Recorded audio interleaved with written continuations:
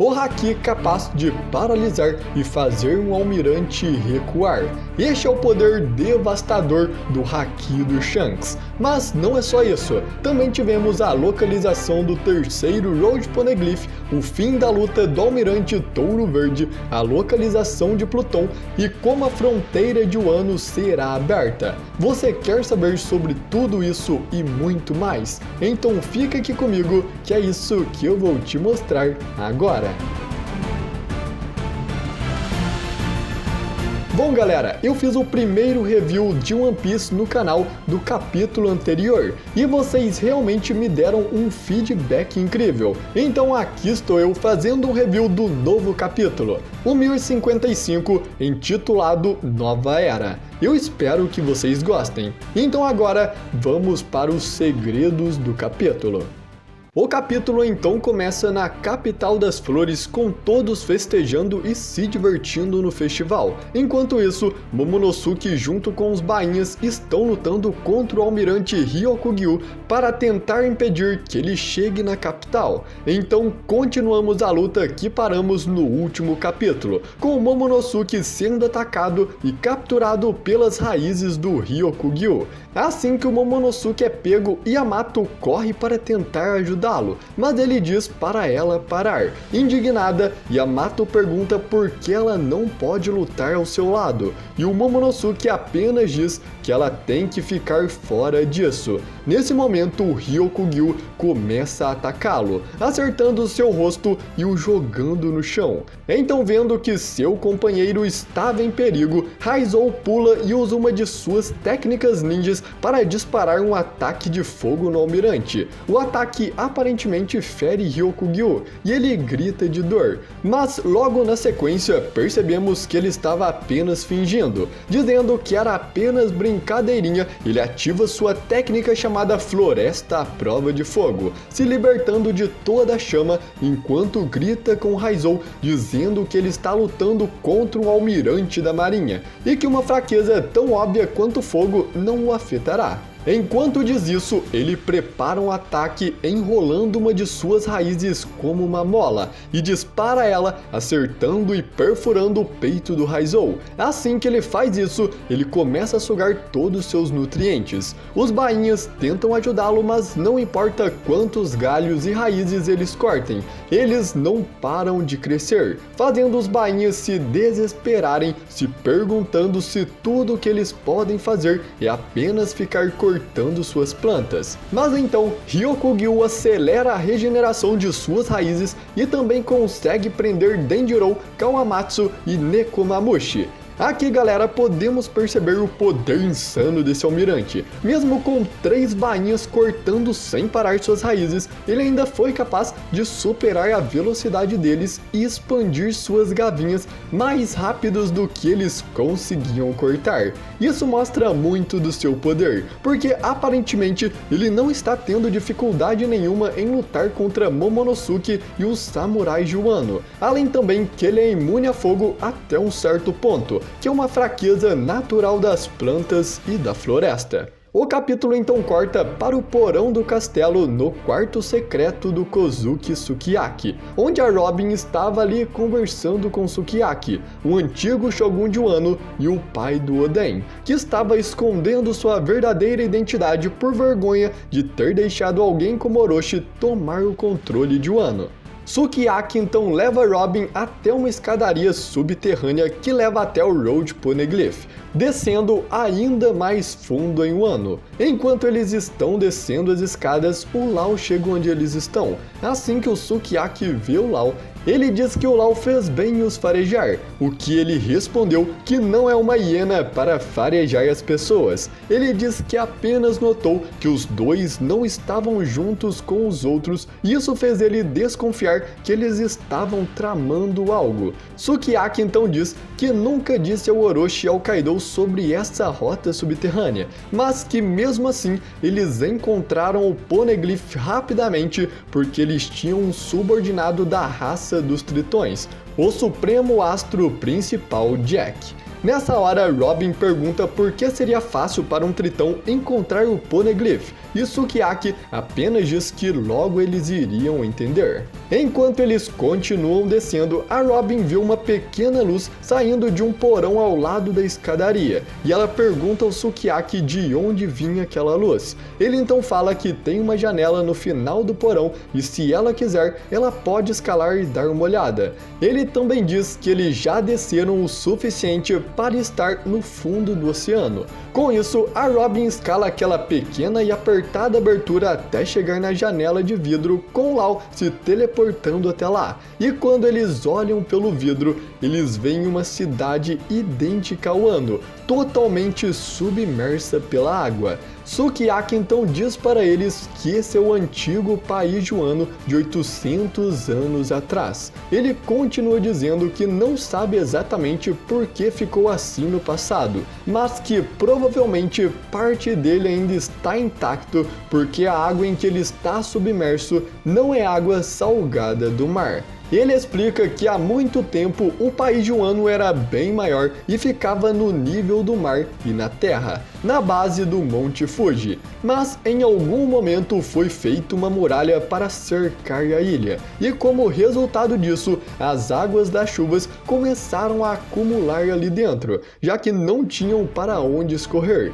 E assim, todo o país começou a ser totalmente inundado até chegar no topo da muralha. Assim que chegou no topo, a água começou a escorrer e virou as cachoeiras do país de Wano, aquelas mesmas que o Chapéu de Palha tiveram que subir para chegar ao país. E com a cidade totalmente submersa, as pessoas então abandonaram suas cidades que se tornaram inabitáveis e construíram uma nova terra na encosta da montanha no nível das muralhas, e isso se tornou o país de Wano que conhecemos hoje. Enquanto contava isso a Robin e ao Lau, os três chegam no fim da escadaria. Sukiyaki então abre uma porta e vemos o Road Poneglyph de Wano. Assim que a Robin o vê, ela fica surpresa dizendo que com esse Poneglyph eles já possuem 3 e que falta apenas mais um para que eles possam chegar em Laugh Tale. E bom galera, esse último Road Poneglyph já foi deixado uma pista de onde ele está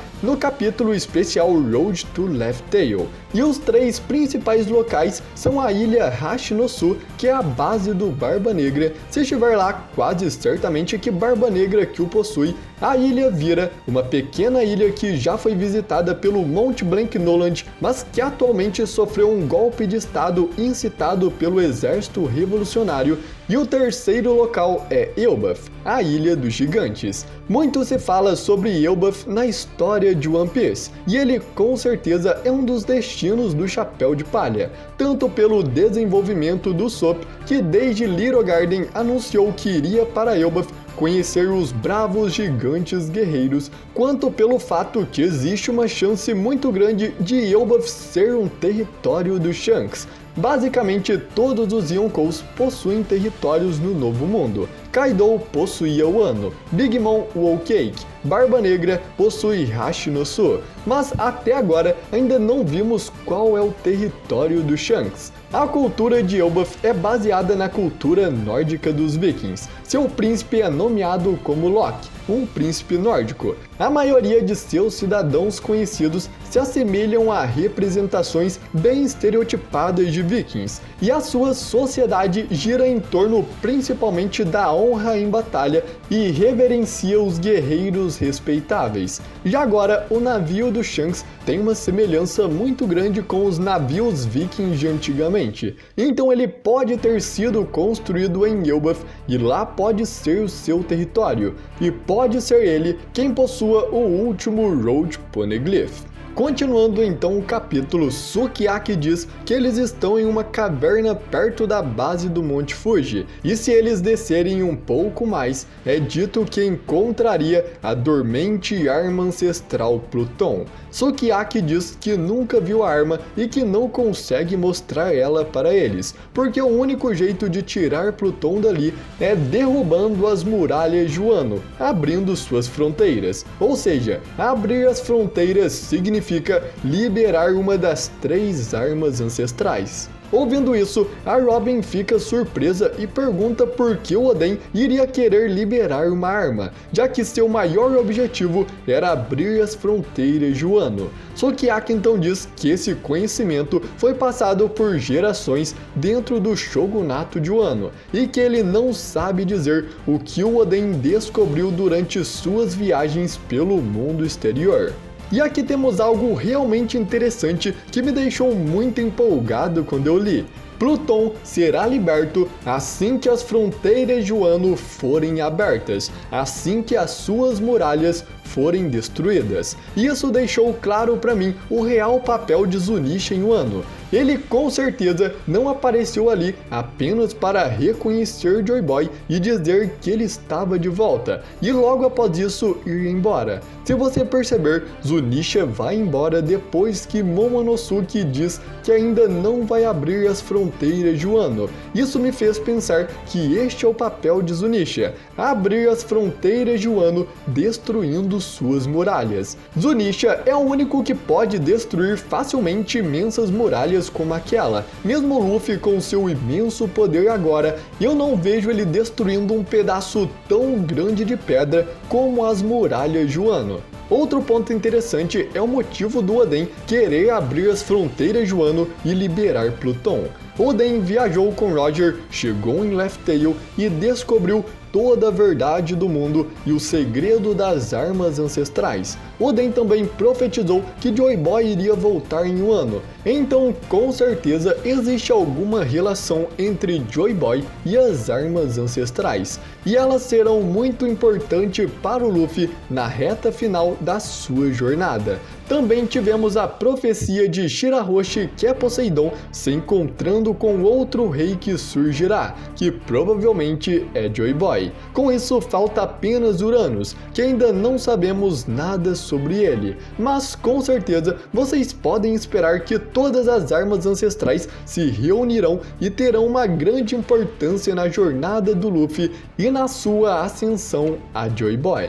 O capítulo então continua na capital das flores, com Momonosuke e os bainhas lutando contra o Ryokugyu. Ryokugyu, enfurecido, grita com eles dizendo que seres humanos não podem se opor à mãe natureza. Ele diz que a culpa dele estar ali é de todos os piratas e samurais de Wano, já que se eles não tivessem derrotado Kaido, ele não teria ido para lá. Ele grita dizendo que ter vivido embaixo do regime do Kaido era miserável, mas que a ordem que ele impôs ao Wano é o que mantinha os inimigos longe do país. E esmagando eles com suas raízes, ele grita furioso para entregarem o chapéu de palha, que se o entregarem, ele os deixará em paz. Nessa hora, Yamato diz para chamar o Luffy e o pessoal para lutar contra o almirante, já que com certeza eles não perderão para ele. Mas Momonosuke diz que isso é inaceitável. Ele diz que Yamato ficou presa na prisão de Onigashima durante muito tempo, e agora finalmente ela tem chance de ser livre, e é por isso que ele não quer deixar ela lutar, para não estragar sua saída. Momonosuke explica que todo esse tempo até agora ele sempre continuou dependendo do Luffy, do Zoro e dos outros, mas que o próprio povo do país precisa aprender a ser forte o suficiente para defender as pessoas de Wano sozinhos. E gritando enquanto chora desesperadamente, o Momonosuke diz que logo todos irão partir, e que depois disso, como eles encararão o futuro? Eles não podem depender mais de ninguém, e que após isso, eles mesmos terão que defender o país. Enquanto diz isso, o Momonosuke, chorando, começa a entrar em pânico, e começa a gritar sem parar, mandando o almirante ir embora. O Ryokugyu até começa a dizer que ele agora está agindo como um garoto mimado, mas antes dele terminar de falar, o Momonosuke consegue disparar um sopro de calor nele, destruindo quase metade do seu corpo. O Momonosuke, mesmo tendo o corpo de um adulto de 28 anos, ainda é apenas uma criança de 8 anos, e não está acostumado com toda essa pressão. Vendo a reação dele ao proibir Yamato de lutar e de chamar o chapéu Chapéu de Palha, podemos ver que ele se importa muito com o país de Wano e quer tornar seus cidadãos fortes para que eles possam se defender sozinhos. E com toda essa emoção à flor da pele, ele finalmente conseguiu disparar um sopro de calor. No review do capítulo anterior, eu até comentei que o Momonosuke não conseguir usar o sopro de calor pode ser o motivo da sua fruta ter sido considerada um fracasso. Mas não, ele pode sim usar os mesmos poderes que o Kaido, o que ainda deixa o mistério de qual o real motivo da sua fruta ser uma falha. E esse ataque do Momonosuke fere profundamente o Ryokugyu, deixando todos ali felizes. O Denjiro até mesmo diz que esse ataque foi idêntico ao do Kaido. Então logo em sequência, o Momonosuke dispara outro sopro de calor, queimando completamente o corpo de árvore do almirante, mesmo depois de dizer que ele era resistente ao fogo, só para vocês terem ideia da força desse ataque do Momonosuke. Yamato até mesmo diz que ele está controlando sua forma dragão agora, apenas precisa melhorar sua mira. Então, nesse momento, com apenas um brotinho no chão, o Ryokugyu retorna à sua forma humana, reconstruindo todo o seu corpo, nos mostrando que sua regeneração é absurda. Mesmo sendo completamente queimado, Ryokugyu regenerou completamente seu corpo. Acredito que esse poder esteja relacionado à terra, que enquanto ele esteja com suas raízes no solo, ele possa crescer de novo e se reconstruir quantas vezes ele quiser. Então, depois de se recuperar, Ryokugyu se transforma mais uma vez para continuar a batalha, mas de repente um relâmpago negro de Haki do Rei pode ser visto nos arredores de Wano. Nesse momento, o Ryokugyu parece paralisado e grita assustado com aquele Haki. Ele diz que é um Haki muito forte, reconhecendo ser o Haki do Shanks. Enquanto isso, Shanks no seu navio nos arredores de Wano está liberando seu Haki, e seus companheiros dizem para avisar antes, já que todos os novatos caíram e estão espumando pela boca. Mas o Shanks estava furioso demais para prestar atenção nisso, então ele começa a dizer para a marinha que o que eles estão fazendo é uma covardia, que eles estão indo atrás de pessoas que acabaram de mudar a história dos piratas e que isso tudo é errado. E gritando furioso, ele pergunta se eles estão com tanto medo assim da nova geração. Quando o Shanks diz isso, podemos ver algumas de suas memórias junto com o Luffy quando ele faz sua cicatriz, Momonosuke quando criança junto com Oden, Hiyori no seu nascimento, e aqui temos algo interessante. Nesse painel podemos ver uma silhueta que parece ser da Ota, a filha do Shanks no filme Red.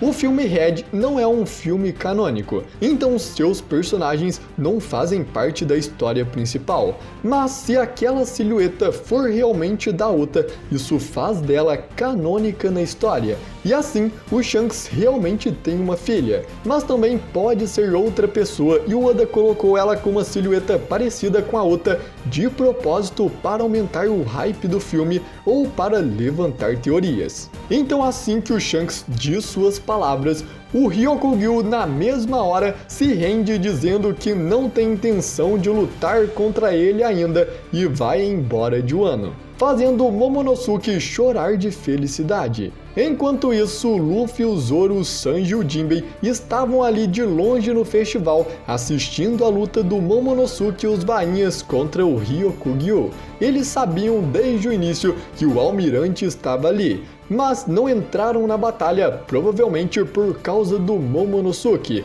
Eles não queriam interferir na sua batalha e queriam deixar com que ele vencesse sozinho para recuperar sua confiança. O Jinbei então comenta sobre aquele Haki extremamente poderoso e o Luffy diz que um rosto familiar apareceu na sua mente. Com isso, o capítulo acaba com o Shanks indo embora de Wano. E aqui, galera, tem alguns pontos bem legais dessa parte que eu posso mencionar aqui.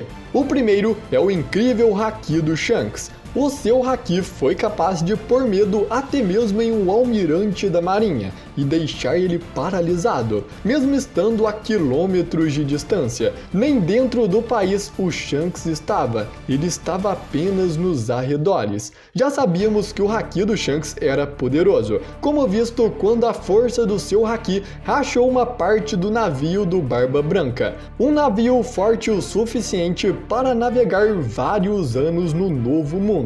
Em um SBS também foi dito que o Haki do Shanks tem a força de derrubar 100 mil homens, o que é praticamente um exército. E agora o fato do Shanks ter ido embora de Wano depois de fazer o Ryokugyu recuar me faz acreditar que ele estava ali apenas para isso. Ele disse aos seus subordinados quando eles pediram para ver o Luffy que ainda não estava na hora. Então ele não foi para Wano para um reencontro. E o motivo que faz mais sentido para isso é que ele estava perseguindo o almirante.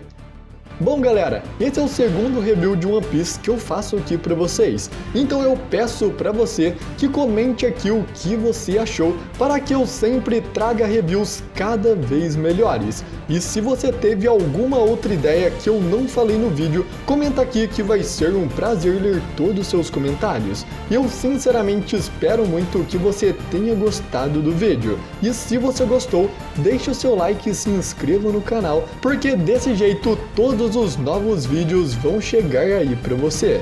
E você vai me ajudar bastante. Muito obrigado por você ter ficado comigo até aqui e até a próxima!